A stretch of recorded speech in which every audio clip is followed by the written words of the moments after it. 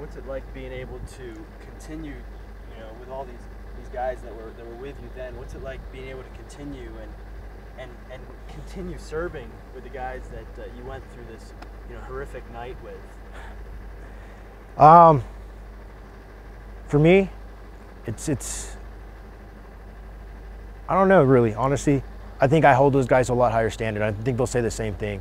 Sergeant G's always on them, but it's because I know, if anybody's going to teach these new guys in the platoon how to win and overcome a firefight like that, it's going to be those guys over there that night, and especially the guys from my squad last deployment. They're not in my squad now. They're in different squads now. I've taken over weapons squad. I hold them to a lot higher standard because they're spread amongst the platoon now. So they should be bringing in what we came to learn that night, what we took away from that night, and what I've done training them. My standard with them, I'm a lot harder on them than anybody else.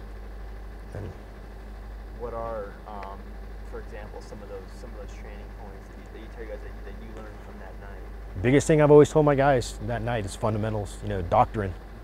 Everybody wants to, why are we still doing doctrine? Well, doctrine that night what kept us all alive. We were in a near ambush, and we reacted to contact, and we got out of the kill zone as quick as possible. Just Army doctrine, that's what kept everybody alive that night, and that's one thing I hold my guys to. Army doctrine, and yeah. Do you ever think about what would have happened if Junta wouldn't have gone and got run? I don't think, not until recently have I really ever thought about what would have happened if Junta had never gone off. I know that Junta, had he not, a lot more lives would have been lost. A lot. Because they were definitely to go to somewhere in the Korengal where nobody had ever been.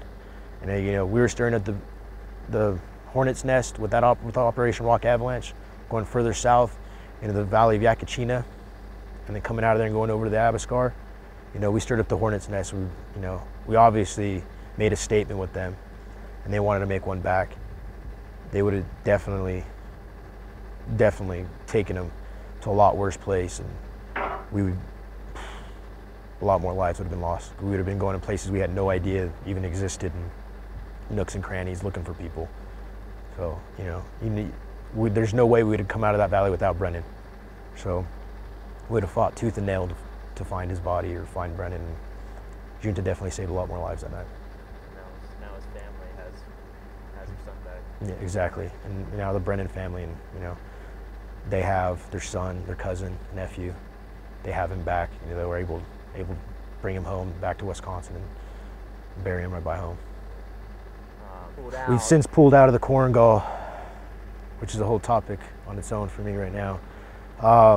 No, we stayed. We actually got relieved. We finished up our 15 months there, and I don't remember who came out to replace us. Came out, replaced us, did their thing, and somebody higher, I guess, up until recently, thought we got to get out of the Korengal, which actually, funny thing about that was this platoon was the QRF platoon to go into the Korengal during the pullout if anything bad happened, which was kind of a lot of guys took that personal, like, that's a big kick in the mouth. But, oh man, I'd probably just give him a huge hug and tell him I'm proud of him. I already called him up and told him that, and we'd definitely be going for a beer. Definitely be going for a beer. I could be more proud of Junta. He's handling it so well. And, I know there's been a lot of criticism about why does he deserve it. I'm hoping people finally hear the stories. And, he saved a lot more lives than one that night. Saved a lot more lives than one that night. What were you awarded, if you don't mind me asking? Silver Star.